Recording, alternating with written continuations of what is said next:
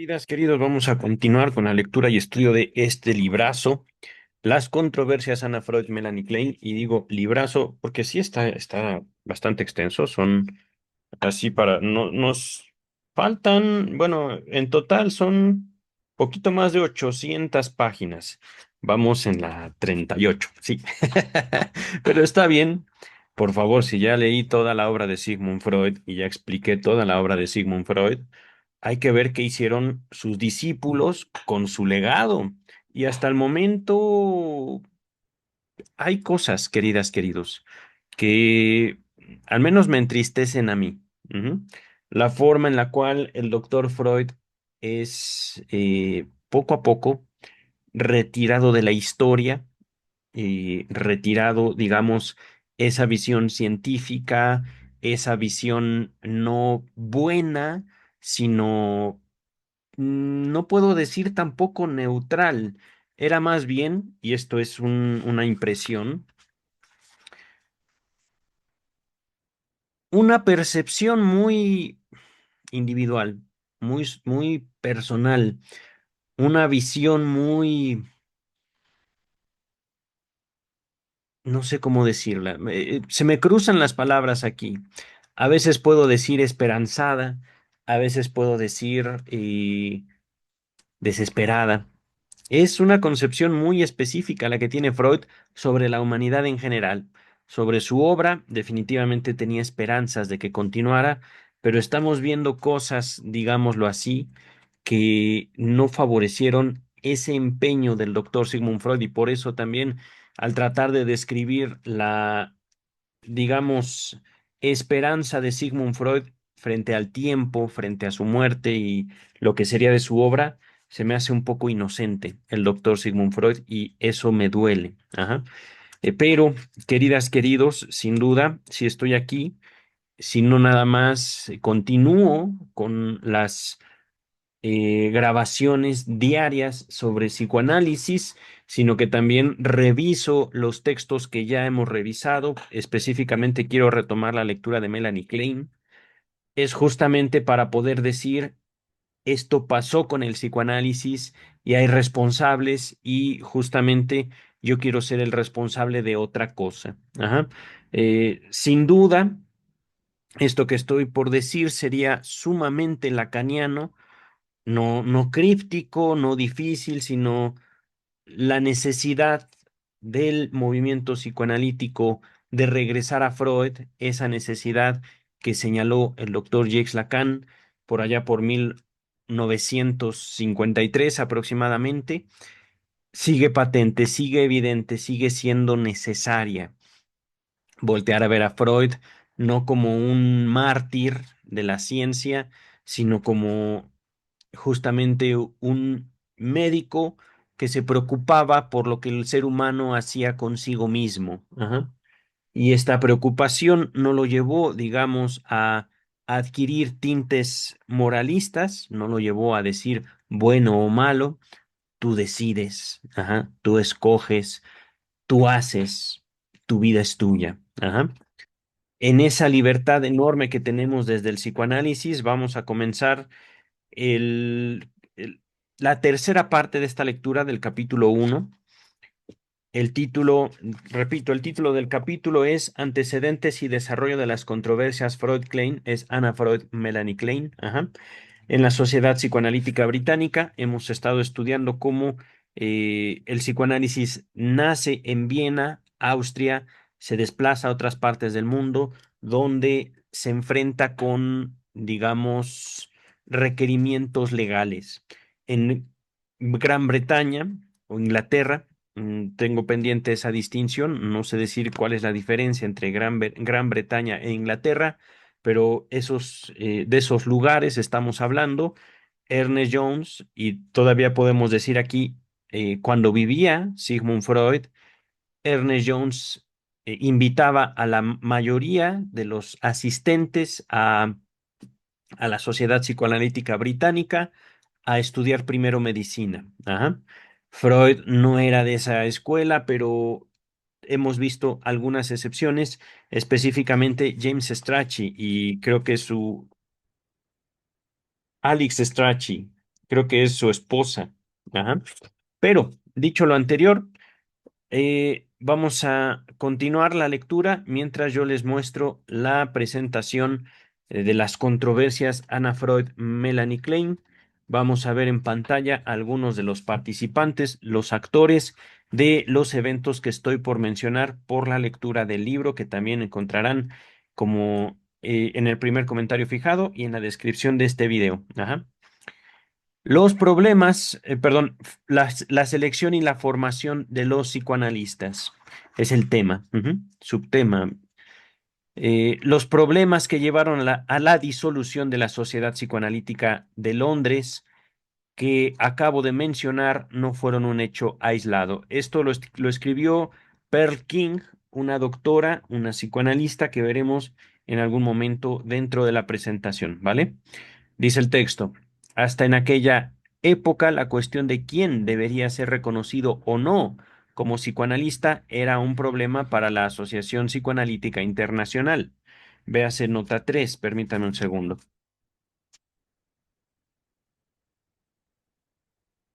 Ah, caray, ¿dónde está? ¿Dónde está? Aquí está, nota 3. Este pasó así a ser el organismo internacional de los psicoanalistas, hablando de la API, Asociación Psicoanalítica Internacional. Ajá. Responsable inicialmente de la organización de los congresos científicos, pero que posteriormente desarrolló un papel más importante en cuanto a la regulación y a la supervisión de de la formación de los candidatos en las diferentes sociedades que estaban afiliadas a ellas. Ajá. Les recuerdo, estamos hablando de un periodo a veces antes de la muerte de Freud, a veces un poquito después. Ajá. Aquí adelantito viene la primera fecha de este párrafo. En el Congreso de Budapest de la API en 1918, Nuremberg había propuesto que en el futuro todo analista debería ser analizado y en el Congreso de Hague se acordó investigar la posibilidad de la concesión de un idioma y formular las condiciones de los miembros de las sociedades filiales, es decir, la Asociación Psicoanalítica Internacional como el centro, como digamos la casa matriz a partir de la cual nacen otras sociedades de psicoanalistas en todo el mundo. Justamente parte de la historia de este libro es cómo el psicoanálisis llega a Inglaterra y se desarrolla enfrentándose a ciertos requerimientos legales. Legales y pienso yo también metodológicos, pero regresamos al texto. Mm, dice, a ver dónde está. Se enviaron cuestionarios a todas las filiales para conocer sus opiniones. Algunos años después, en 1925, en el Congreso de Himburg, Himburg, Bad Himburg de la API, en Alemania, se celebró la primera conferencia de delegados de las sociedades filiales. Esta conferencia fue convocada para debatir todo el problema de la formación psicoanalítica y contemplar la posibilidad de fundar una organización de formación a nivel internacional. Para que exista un sistema uniforme, esto está entre comillas, un sistema uniforme de formación psicoanalítica en los diferentes países. Referencia a Eitingon, Max Eitingon, uno de los discípulos de Freud, 1925. Permítanme un segundo, escuché. Bueno, continúa la doctora. El discurso de inauguración de Eitingon es una joya histórica. Véase, Eitingon, 1928, en el que formuló lo que continúan siendo los principios básicos fundamentales de nuestro actual enfoque respecto a la formación. Dos puntos. Es decir, la responsabilidad institucional en la selección, formación y cualificación de los candidatos, el análisis personal, el análisis supervisado de pacientes, así como los cursos teóricos. En la reunión administrativa que se celebró posteriormente, se acordó que cada sociedad filial debería elegir un comité de formación que no superara los 7 miembros y que los comités de formación de las filiales deberían combinarse para formar la Junta Directiva de Formación Internacional. Por consiguiente, en marzo de 1926, la Sociedad Británica eligió su primer comité de formación, formado por Ernest Jones, Glover, hay dos Glover. Uno es Edward Glover y el otro era su hermano, y que no recuerdo su primer nombre. Eh, Permítame un segundo, a ver si lo puedo encontrar. No, y ahorita estoy incluso revisando. Mm, no, no sé quién es J. Glover. Mm, Edward Glover es uno de los principales personajes de los cuales hablaremos más adelante, pero si mal no recuerdo, Edward Glover tenía un hermano. Pero vamos a continuar entonces. El comité de formación, primer comité de formación en la sociedad británica. Repito, Ernest Jones, J. Glover, James Rickman, eh, Flugel, no me acuerdo quién era Flugel, y D. Bryan. Mm, Espero que los tenga aquí en la presentación. Realmente no me acuerdo de esos nombres. Continúa el texto. Quienes redactaron las primeras sugerencias para la selección y formación de los candidatos que se presentaron a la Junta Directiva de Formación Internacional. En 1927, durante la primera reunión de Comisión de Formación Internacional en Innsbruck, Eitingon informó que en las tres grandes sociedades, entiéndase Berlín, Londres y Viena, se estaba realizando la formación según sistemas parecidos y que las condiciones especiales de cada país no habían mitigado, entre comillas, lo que sigue, las exigencias que surgen de las estructuras internas de nuestra teoría científica y de nuestro trabajo práctico. Cierra comillas. Recordemos, Max Eitingon también era médico. Ajá, dice el texto. Y añadió que una formación iniciada en Londres se podía continuar en Viena y terminar en Berlín, porque estaban trabajando en una línea tan parecida. Esto es una frase que está entre signos de admiración de Pearl King, y no estoy seguro si está siendo la doctora sarcástica o irónica. Eh, es que, miren, también me llama la atención, si las tres escuelas o las tres sociedades trabajaban de forma tan parecida y al parecer también tan cercana, ¿por qué tendrían que ir de una a otra? Ajá. Mm, Me parece aquí, digamos, que el psicoanálisis está a punto de chocar de manera frontal contra la cultura. Ajá. No es lo mismo vivir en Berlín, Alemania, ajá, Austria, Viena, o Londres, Inglaterra. Ajá. Y cuando digo no es lo mismo, no es para señalar un mejor o peor, simplemente. Y esto todavía cuando Freud vivía. Ajá. Estamos hablando 1927. Freud muere hasta 1939. Ujú. Continúa el texto. Sin embargo, aunque habían muchas similitudes en cuanto a sus actitudes hacia los procedimientos y principios de formación adoptados por las tres sociedades, existían ciertas diferencias en cuanto al énfasis o la preocupación en la esfera de la teoría psicoanalítica, que emanaron originalmente de los intereses particulares de Ernest Jones a partir de 1910. En sus primeras contribuciones, Jones destacó la importancia de los determinantes innatos y pregenitales sobre y más allá de la influencia del estrés ambiental o externo, así como su papel vital en la determinación de las creencias y de las percepciones de la realidad. Repito esto porque me parece central.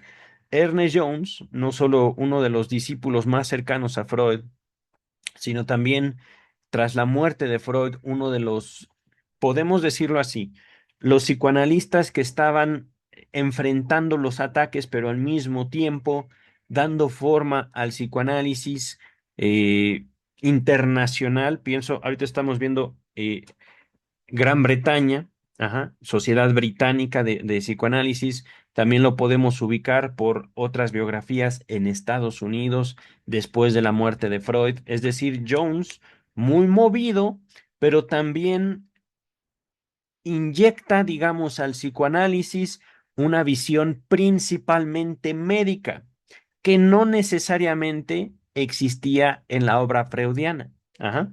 Voy a continuar con el texto.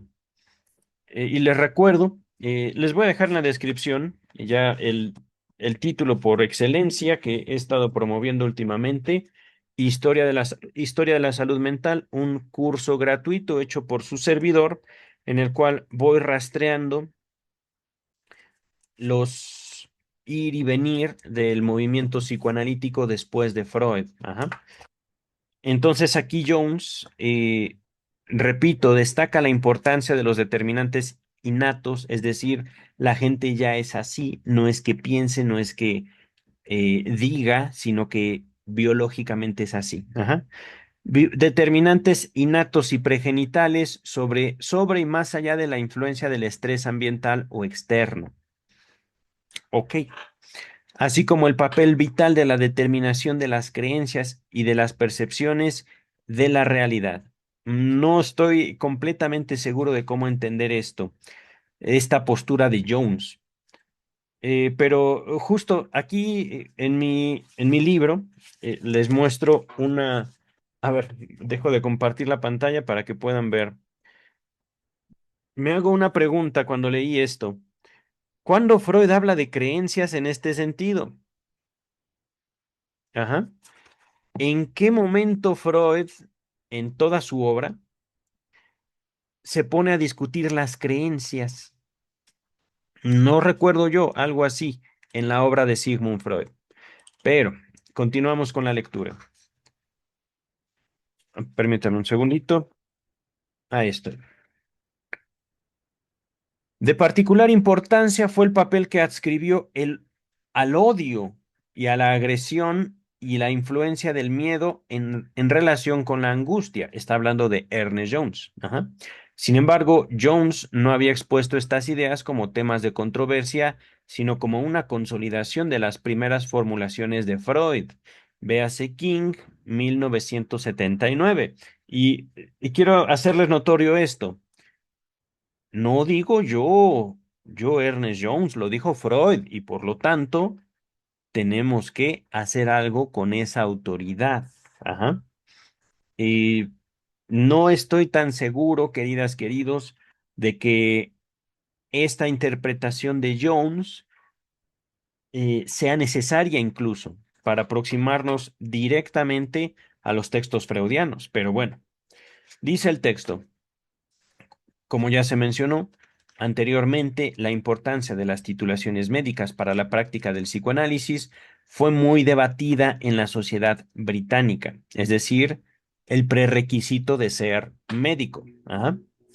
Después de una atenta consideración de todos los factores implicados y del análisis de los cuestionarios que se habían enviado a todos los médicos, la Sociedad Británica acordó en 1927 que los candidatos no médicos se les debería, entre comillas, sugerir la obtención de un título de medicina, pero que no se les debía excluir de la sociedad por el mero hecho de que no lo obtuvieran. 1927. Ajá. Les recuerdo también otro texto fundamental para este periodo de la historia. ¿Pueden los legos ejercer el análisis? Un texto de Sigmund Freud, que no recuerdo la fecha exacta de su publicación, pero ahorita se los podría investigar. ¿Pueden los legos? Aquí está, 1926, es decir, justo el año pasado, en el cual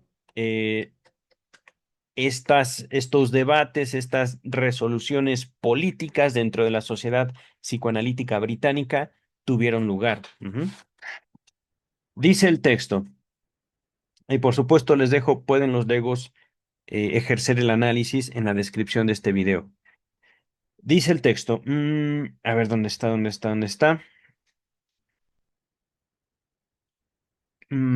Aquí está. Sin embargo, como parte de la nueva profesión psicoanalítica reconocida por la medicina oficial, los psicoanalistas no médicos se comprometían a permitir que sus colegas médicos entrevistaran a sus pacientes y se responsabilizaran médicamente de ellos antes del comienzo de sus tratamientos. Fíjense, es decir, como sociedad británica, sí vamos a aceptar a gente que no sea médica. Les recomendamos enfáticamente obtengan su título de medicina, pero si no, Adelante. Sin embargo, van ustedes a someterse, van ustedes a mandar a sus pacientes primero a una consulta médica. Ajá. Poco a poco se va, digámoslo así, eh, no, me llama la atención, no se borra, digamos, el ejercicio de autoridad del médico, sino que más bien se impone esa autoridad médica sobre. No estamos hablando, es que justo no pienso yo tanto en el psicoanálisis como algo mágico, como algo súper extraordinario, sino simplemente como una relación donde una de las personas está analizando a otra. Y esto, queridas y queridos, fuera, digámoslo así, de la clínica analítica, aún es posible. Ajá. Siempre y cuando uno, digamos, adquiera ciertas técnicas de observación, de escucha, ajá, que justamente no se limitan al psicoanálisis en sí, sino que son justamente la necesidad a través de la cual muchos individuos en su relación con sus semejantes adquieren estas herramientas de convivencia y observación, ajá, con fines que no podemos nosotros nombrar fuera del análisis. Ya cada quien decidirá. Es que yo te escuché y yo quiero esto o quiero aquello de ti, ajá. O yo te observé y vi que tú eres así, por lo tanto, te voy a tratar así, por ejemplo. Ajá. Ahorita voy a continuar con el texto. Mm, entonces, los psicoanalistas no médicos se someten a los médicos. Ajá. Y así es como se empieza, digamos, a ejercer el psicoanálisis en Gran Bretaña. Aquí está. Eh, Internacionalmente, también surgió el debate y las sociedades de psicoanálisis en el mundo optaron por diferentes posiciones. La mayoría de las sociedades europeas apoyaban el punto de vista de Freud en esta cuestión y estaban a favor de la formación tanto de médicos como de no médicos, a diferencia del punto de vista adoptado por los analistas de Estados Unidos. Esto es un dato muy importante para mí, que querían que el psicoanálisis fuera una subespecialidad de la medicina y solo se aceptaran candidatos con títulos de medicina. Entonces era una política gringa, una política norteamericana, que justamente nos da pie, y esto lo estamos mencionando, 1927. La salud mental nace después de una larga historia del psicoanálisis en Estados Unidos, pero ya con la intervención de dos grandes potencias, la Organización de las Naciones Unidas y la Organización Mundial de la Salud, pero en Estados Unidos. Ajá. Dice el texto. Mientras tanto, en Gran Bretaña, la formación de los candidatos ya se había empezado a organizar y el comité de formación la controlaba más efectivamente. Edward Glover impartió una serie de cursos sobre teoría psicoanalítica y Ella Sharp sobre técnica del psicoanálisis que se comunicaron en el International Journal of Psychoanalysis. Entre 1932 y 1933, Edward Glover dirigió una investigación sobre la técnica del psicoanálisis, tal y como se practicaba por los miembros de la sociedad británica en aquella época, pero no se publicó hasta 1940. Esta investigación ofrece una valiosa aportación de los diferentes enfoques de la práctica analítica y de las ideas que se tenían de los problemas durante los años 30, pero también muestra ciertas divergencias teóricas pero también muestra que ciertas divergencias o separaciones teóricas se estaban haciendo evidentes, divergencias o separaciones que tenían relación con la técnica del análisis y por lo tanto con lo que se debería enseñar a los candidatos como psicoanálisis. Justamente, queridas, queridos, véase la investigación de Pearl King, una de las editoras de este libro, 1981. Eh, Aquí tengo un comentario, digamos, escrito en mi libro. Freud no parece muy activo, más bien era como figura histórica un ideal o una inspiración para el movimiento psicoanalítico. Era Freud la fuente del conocimiento, pero me pregunto, ¿hasta qué punto podría influir en tres comunidades simultáneas en tres países diferentes al mismo tiempo? Y es obvio que aquí Freud no es que haya fallado como líder, como ser humano, no, simplemente, queridas, queridos, hay cosas que nosotros no podemos calcular, no podemos controlar. Y justamente lo que pasó con el psicoanálisis después de Freud fue algo que Freud no pudo prever. Ajá.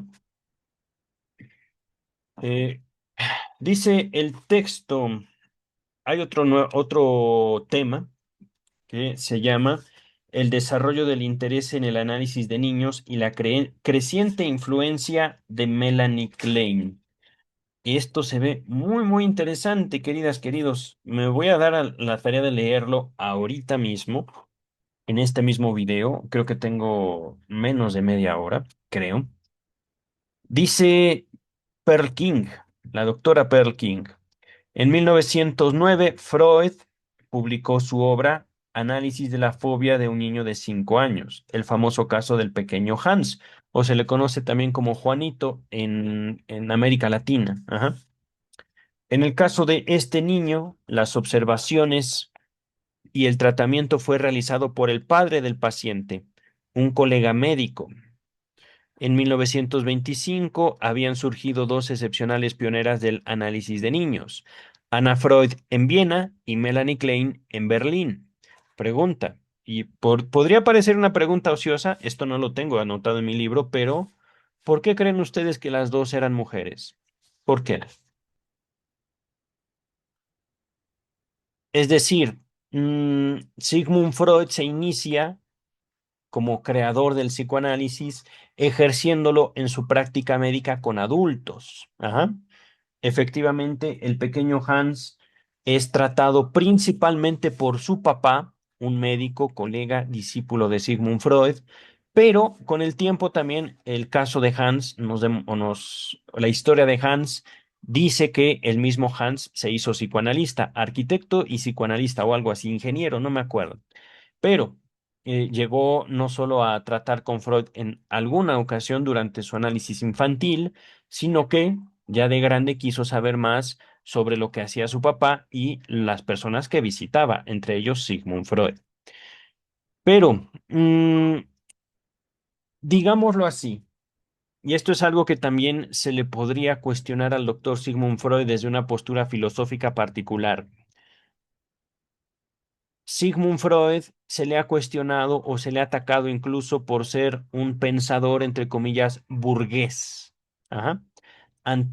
No, anticomunista, más o menos. Realmente Freud no habla nunca de eso. Ajá. Y también otra de las cuestiones es que se le ataca a Sigmund Freud, digámoslo así, desde ciertos grupos feministas de ser un pensador patriarcal. Ajá. Entonces, el desarrollo del psicoanálisis infantil, podemos decirlo también, el texto nos dice 1925, Anna Freud, Melanie Klein, como dos expositoras, digámoslo así, bajo la vigilancia del padre. Ujú. Pero en un punto central conviene preguntarnos qué es el psicoanálisis. Ajá. Y cómo es que se transmite, cómo es que se enseña, cómo es que se aprende. Ujú.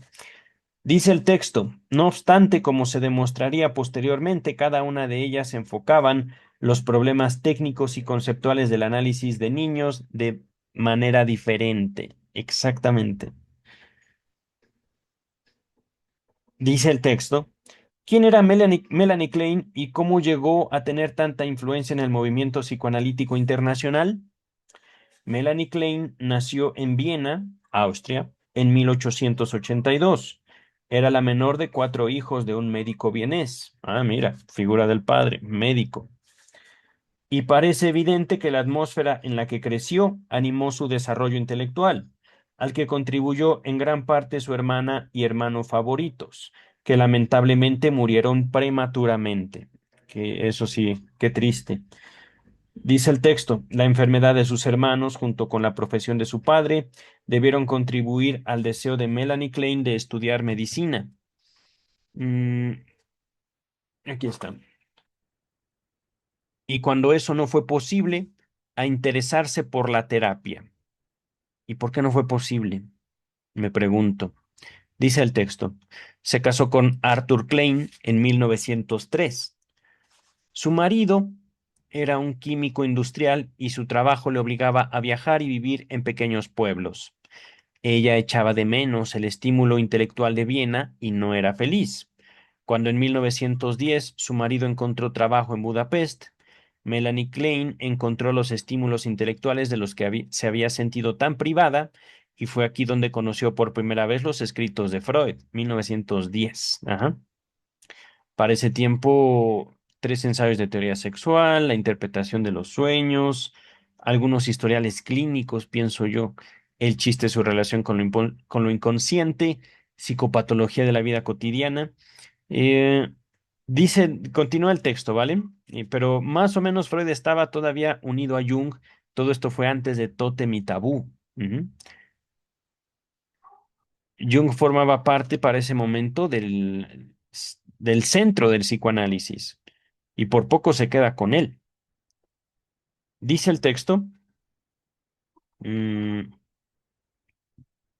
me pregunto qué habría pasado si Jung se hubiera quedado con el psicoanálisis, como Freud quería en un momento de su vida.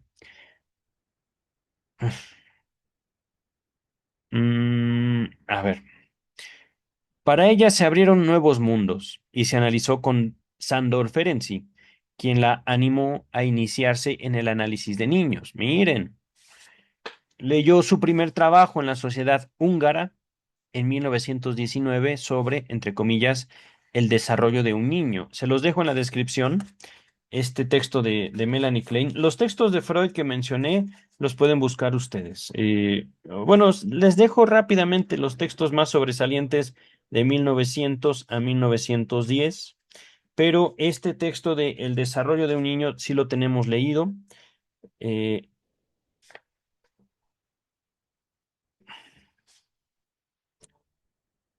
He suspendido, pero les repito, voy a recomenzar la lectura y estudio y análisis de los textos de Melanie Klein. No sé cuándo, pero lo haré pronto. Ujú. Mm, a ver,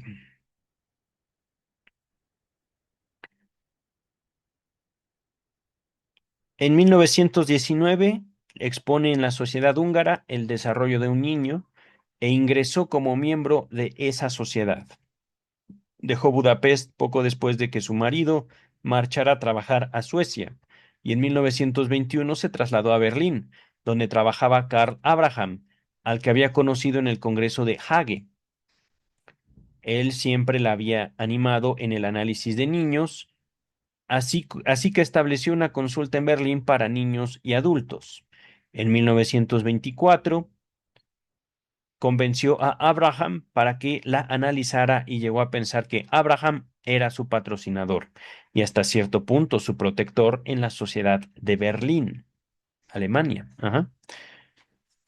Desde muy pronto, James y Alex Strachey, que habían conocido los trabajos de Melanie Klein en Berlín, se quedaron impresionados con su labor y cuando en 1925 ella se ofreció a dar una serie de 6 conferencias sobre psicoanálisis de niños a los miembros de la Sociedad Británica, el Consejo acordó con entusiasmo que Jones debería invitarla.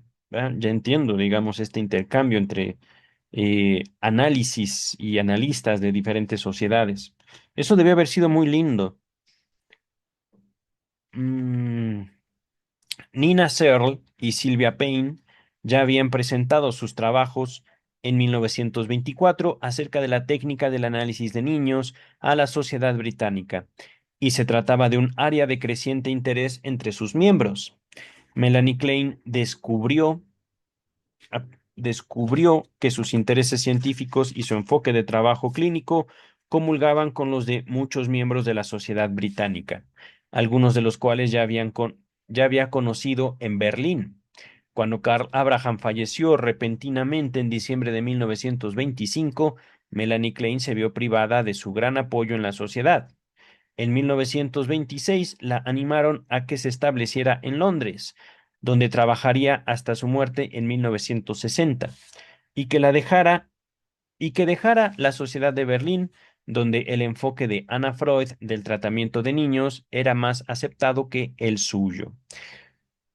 Fíjense, es que aunque no lo queramos, también la cercanía entre Anna Freud y Sigmund Freud representó, podemos decir, un papel de conflicto. Aquí pienso, es que no se me ocurre de otra manera, como si Anna Freud haya sido, digámoslo así, la extensión femenina de Sigmund Freud, mientras que Melanie Klein fue la extensión femenina de Karl Abraham. Y destaco también como Karl Abraham fue uno de los discípulos más fieles a Sigmund Freud, llegando incluso a salvar al psicoanálisis de Freud mismo cuando se lo estuvo a punto de dar a Otto Rank, si mal no recuerdo, el que escribió El trauma del nacimiento, pero cuando sale ese libro, Freud dice, yo ya no quiero saber nada, ya estoy muy viejo, me quiero retirar y Karl Abraham dice, esto no es psicoanálisis. El trauma de nacimiento no es psicoanálisis. Ajá. Eso lo sabemos por la lectura de Ernest Jones, que también les dejo en la descripción. Ajá. Mm, dice el texto. mm, Había dos razones principales por las que su enfoque de trabajo clínico no era aceptado en la sociedad de Berlín. La primera, que estaba tratando el juego del niño como equivalente de la asociación libre en un paciente adulto. La segunda, que ella no temía interpretar el material negativo y los impulsos agresivos de los pacientes adultos como y cuando estos surgían, obviando o haciendo obvio el habitual cuidado de los afectos positivos del paciente, sin el cual la sociedad de Berlín se estimaba que el psicoanálisis no podría progresar. A ver, ¿qué? Mm, aquí no tengo ninguna nota mía, pero ella no temía interpretar el papel negativo y los impulsos agresivos de los pacientes adultos,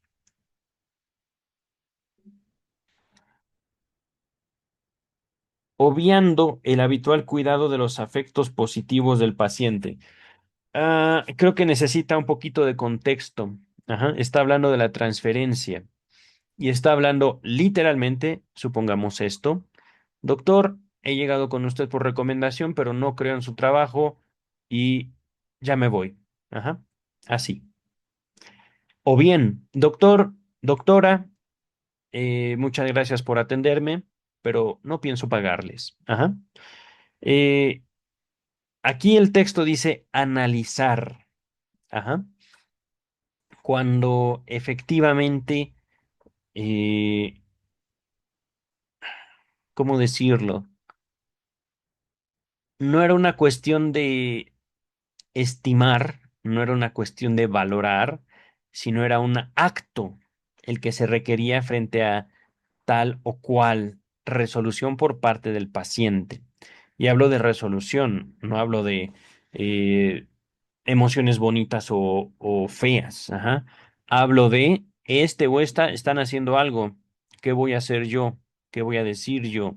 No es un todos felices y contentos, amor y paz, paz, salud mental para todos lados. Dice el texto. mm, A través de su trabajo con niños, Melanie Klein había sido capaz de observar la intensa angustia que despiertan las acciones y pensamientos agresivos en los pacientes y había descubierto que ésta tenía que ser verbalizada para poder seguir trabajando. Eh, pero ¿verbalizada por quién? No me queda claro el texto aquí. Dice el texto, pero no fue solamente el mutuo interés por el desarrollo del análisis de niños lo que llevó a Melanie Klein a seguir a elegir la Sociedad Psicoanalítica Británica como un terreno potencialmente fértil en el cual echar raíces y continuar sus investigaciones. Algunas de las ideas y formulaciones teóricas presentadas por Ernest Jones, aceptadas de forma general por la sociedad británica, eran paralelas a las que mantenía Melanie Klein. Miren, Ernest Jones, Sándor Ferenczi, Carl Abraham, todos ellos rodeando a la figura de Melanie Klein. Ajá. Y rodeando en un sentido de yo te apoyo. ¿Hasta qué punto fue Melanie Klein, digámoslo así, el síntoma que tenían estos tres caballeros en contra de Sigmund Freud? Ajá, digámoslo así, como la representación, la transformación, el haber hecho carne o haber encarnado en la figura de Melanie Klein el odio que tenían los alumnos al doctor Freud. Ajá. No lo sé, es una hipótesis, no lo estoy afirmando, no lo puedo afirmar, pero justamente la historia nos da razones para pensar eso en cómo terminó Melanie Klein. Ajá.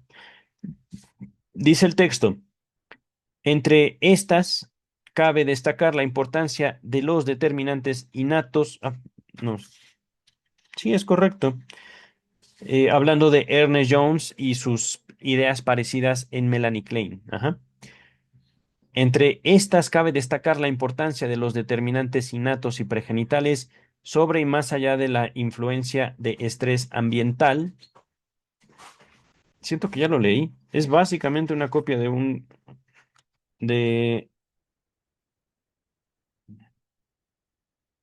sí, es una página, bueno, dos páginas antes y es casi casi el mismo texto. Más allá de la influencia del estrés ambiental y externo, así como el papel vital en la determinación de las creencias y percepciones de la realidad. El papel del odio y de la agresión y sus relaciones con la culpa y la angustia patológica, así como el temprano desarrollo de la sexualidad femenina. Véase Ernest Jones, 1935. Ajá. Los lectores familiarizados con el trabajo de Melanie Klein se darán cuenta de que estos son temas clínicos y tal y áreas de preocupación teórica que ella desarrolló posteriormente en sus contribuciones. Permítame un segundo. Agüita. Ujú. Estamos a una página, dos páginas de concluir. Continúa Pearl King. Mm, En octubre de 1926, Melanie Klein asistió a su primera reunión como invitada de la Sociedad Británica y en el mes de noviembre leyó su primera contribución, Notas sobre el psicoanálisis de un niño de 5 años de edad. Permítame un segundo, también se los dejo en la descripción.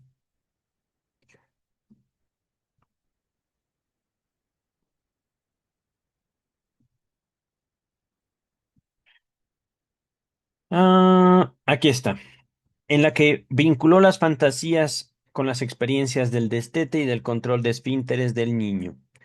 En febrero de 1927, aún como invitada, leyó otra breve comunicación sobre, entre comillas, la importancia de las palabras en los análisis tempranos. Klein 1927, ese no lo recuerdo, ¿eh? Voy a buscarlo. Palabras en análisis tempranos. Klein 1927. A ver dónde quedé. Aquí estoy. Siendo esta la primera vez que se utilizó ese término en lugar de análisis de niños. Ajá. Es decir, análisis tempranos en vez de análisis infantil o de niños. Ujú.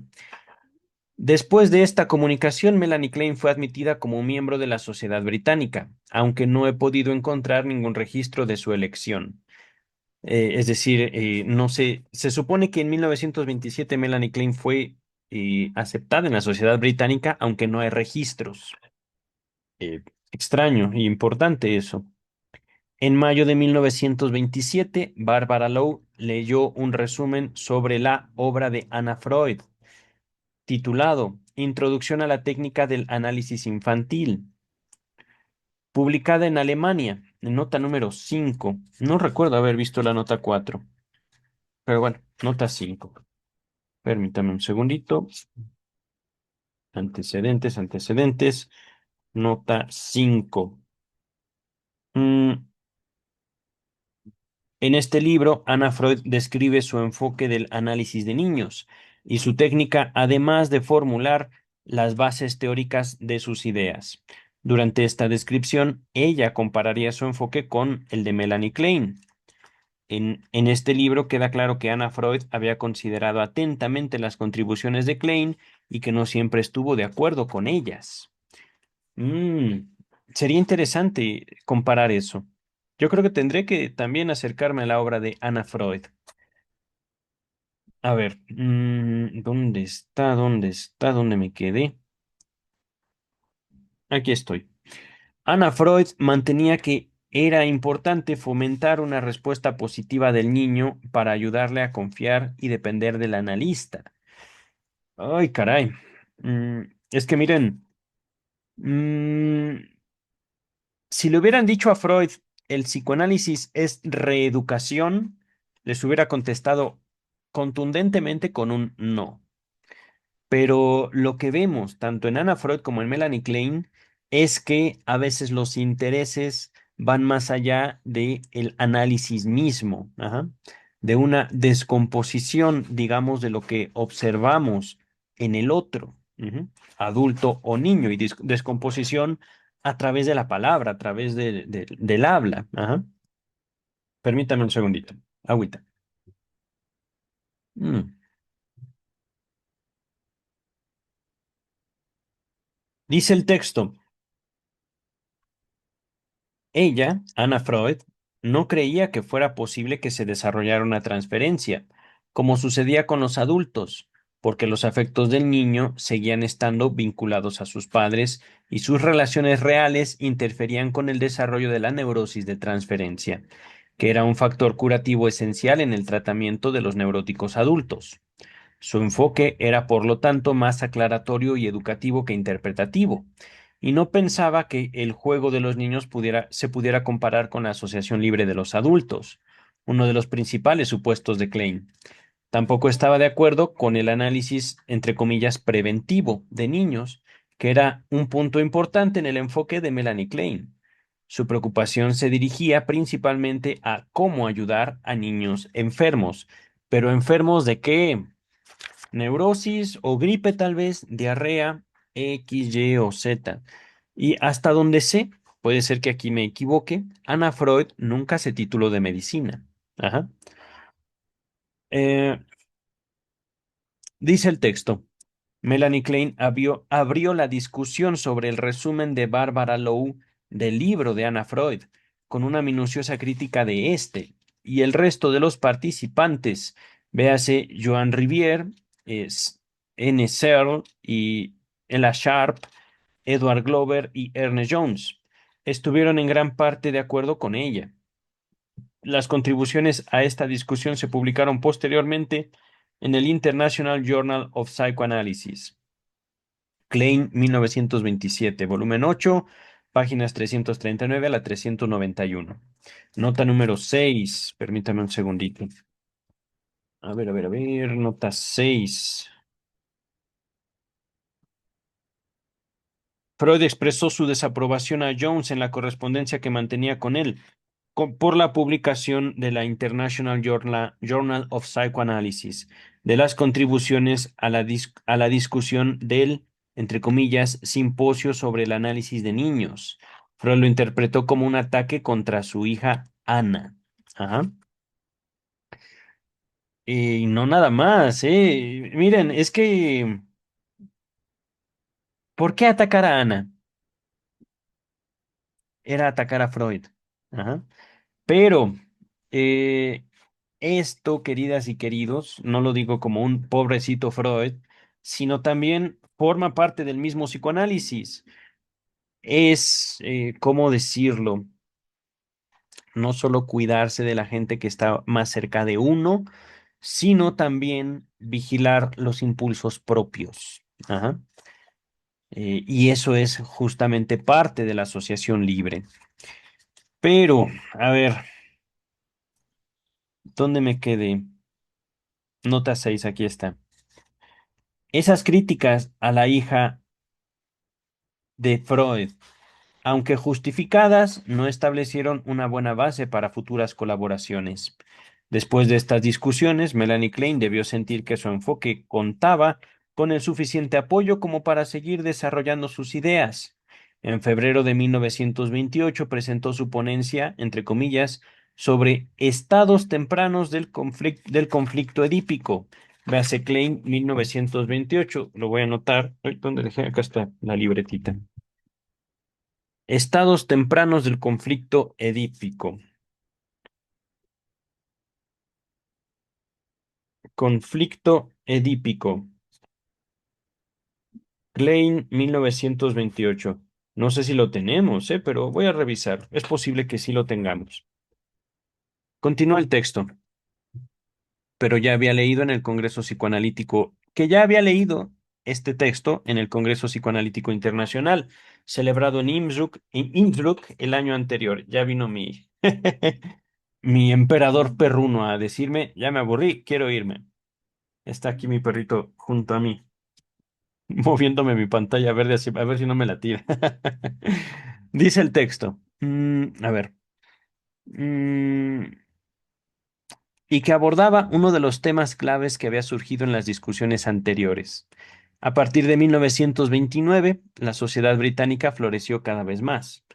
El acuerdo alcanzado con la Asociación Médica Británica, médica, enfatizo, Sociedad Psicoanalítica Británica y Asociación Médica Británica, había reforzado su identidad y posición profesional, y siguieron entusiasmados por el psicoanálisis y por los descubrimientos que se podrían realizar con la ayuda de las ideas y de los trabajos de Freud. No estoy seguro que pudieran valorarlos y aplicarlos. No estoy seguro en este momento, digamos, de mi lectura. Las contribuciones de Melanie Klein fueron vistas como investigaciones posteriores de los descubrimientos de Freud, en lugar de como nuevas o extrañas ideas incompatibles con el psicoanálisis. Justamente, pasó algo muy parecido entre Freud y Jung. Ajá. Eh, y esto, por supuesto, Freud no estaba ahí como para decir, esto no es psicoanálisis. Pero la pregunta es, y es una pregunta importante, qué es el psicoanálisis y si es posible replicarse, dónde, cuándo y cómo. Ajá. Vamos a continuar con el texto. Ah, ba, ba, ba, ba. En efecto, el 29 de mayo, Melanie Klein fue reconocida como analista con función didáctica y empezó a trabajar con su primer candidato. En octubre fue nombrada miembro del Comité de Formación, un puesto que ejerció durante muchos años, aparte de seguir realizando contribuciones regulares a la vida científica de la sociedad y de presentar su artículo sobre, entre comillas, la importancia de la formación de símbolos en el desarrollo del yo. Creo que ese fue el último que leí a principios del año siguiente. Permítame un segundo. Mm, Formación de símbolos, Melanie Klein, 1930. Formación símbolos, Klein, 1930. Listo. Continuamos. Ya estamos por acabar. 5 minutos, 10 a lo mucho. De esta forma, a finales de 1934, Melanie Klein había contribuido con 11 artículos o comunicaciones breves a la sociedad británica. En esa época, muchos psicoanalistas utilizaban sus ideas cuando las juzgaban útiles y su utilización no creaba, y su no utilización no creaba animosidad ni era tomado como deslealtad hacia ella, como sucedería posteriormente cuando Melanie Klein se sintió más atacada. Ese es el punto, queridas, queridos. Voy a poner un ejemplo en nuestro tiempo. La gran mayoría del mundo entero, yo estimo que entre un 60 a un 70% de la población de todo el mundo odia a Donald Trump, literal. Ajá. Sin embargo, Donald Trump, podemos decirlo, llegó ahí por una razón, y una razón lógica, histórica, culturalmente apropiada en Estados Unidos. Ajá. Un proceso democrático. Sin embargo, ya que llegó ahí, ¿por qué no cuestionarlo? ¿Por qué no atacarlo? Ajá, ya que llegó ahí. Y por supuesto, habrá quien tome esto como algo personal. Realmente mi intención no es atacar a Trump, sino señalar cómo cualquiera de nosotros puede en un momento dado estar haciendo alianzas y esas alianzas puede uno desconocer para que lo quieran a uno, ajá, incluso en el terreno amoroso. Esas alianzas nos cambian de situación, nos cambian de escenarios, para bien o para mal, pero llegando a un cierto punto, ¡pum! Límite. No más alianzas, no más consideración, no más te uso. Ya te usé, ya no te necesito. Bye. Ajá. Cruel, pero real, queridas y queridos. Dice el texto. mm, ¿Dónde está? ¿Dónde está? Aquí está. Mientras tanto, en 1933, los nazis habían tomado el poder en Alemania y los psicoanalistas judíos se vieron obligados a huir. La sociedad británica acogió a varios analistas de Berlín, incluidos Paula Hyman, Heinz Fowlkes y Kate Friedlander. Posteriormente, Eva Ronsfeld, Hans Torfer también se trasladarían a Londres, pero como era de esperar, trajeron consigo gran parte de la ambivalencia previamente mostrada ante las ideas de Melanie Klein en Berlín, apoyada por algunos y rechazada por otros. Pues claro. No obstante, estos años se podrían calificar como de luna de miel en las relaciones entre Melanie Klein y la sociedad británica. Sin embargo, existía otra fuente de oposición creciente a sus contribuciones. Cuando Melanie Klein se trasladó a Londres, dejó a su hija Melita en Berlín, donde estaba estudiando medicina y en formación analítica. Durante esta estancia en Berlín conoció y se casó con Walter Schmiedeberg, un miembro de la Sociedad de Berlín. En 1930, ambos se trasladaron a Londres y Melita fue admitida como miembro en 1933. Sociedad Psicoanalítica de Londres, que no debe confundirse con la Sociedad Psicoanalítica Británica, que entiendo que la de Londres fue primero, se disolvió y luego se convirtió en la británica, ¿vale? Continuamos. Además, Melita, la hija de Melanie Klein, ganó el premio de ensayos clínicos de 1933 que concedía el Instituto de Psicoanálisis por su artículo, entre comillas, ese no lo he leído, El análisis juego de una niña de 3 años de edad. Schmiedeberg, Melita Schmiedeberg, cambió su nombre de Klein a Schmiedeberg, 1934. Entre los años 1930 y 1942, contribuyó con otros 24 trabajos y comunicaciones a la vida científica de la sociedad. Sin embargo, a medida que pasaba el tiempo, estaba más en desacuerdo con el punto de vista de su madre, y gradualmente se fue convirtiendo en su gran oponente, desafiando sus ideas y atacándola en sesiones científicas. Contaba en ocasiones con el apoyo de Barbara Lowe, perdón, pero en 1935 también se le unió Edward Glover, con quien se estaba analizando. Glover había apoyado originalmente el trabajo de Melanie Klein con niños, pero cuando en 1935 esta, es decir, Melanie Klein, presentó su artículo, Una contribución a la psicogénesis de los estados maníaco-depresivos, perdón, véase Klein 1935, sintió que había ido demasiado lejos. Queridas, queridos, desde el principio el análisis de Klein se sostiene sobre el mismo narcisismo de Melanie Klein, la misma, digamos, autoridad y soberbia de Melanie Klein desde los primeros textos, pero opinión mía, ¿vale? Dice el texto. Ella se había atrevido a aventurarse en el reino de la psiquiatría y explorar los mecanismos y los estados psicóticos en los adultos. Fue en este trabajo en el que Melanie Klein formuló por primera vez su concepto de posición depresiva, junto con su concepción de objetos parciales y totales, y descubrió el desarrollo de las relaciones de objeto del niño y explicando las concomitancias intrapsíquicas. Me duele leer esto y explicando las concomitancias intrapsíquicas del proceso tal y como afectaban a los objetos internos y al mundo interior del niño. Ah, eso es tan... Eso es básicamente no psicoanálisis, sino una forma como de esoterismo, ¿vale? Lo único que quiere decir todo eso es, yo, Melanie Klein, soy superior a todos, pacientes y analistas por igual y deben someterse a mí. Ajá. Eh, Nada más, una sola palabra me viene a la mente cuando pienso en Freud: representación. Ujú. ¿Qué es esto de objetos parciales y totales? ¿Qué es eso? Es justamente el narcisismo de Klein tratando de imponer, por ejemplo, solo hay un contenedor de agua y es el mío, Melanie Klein.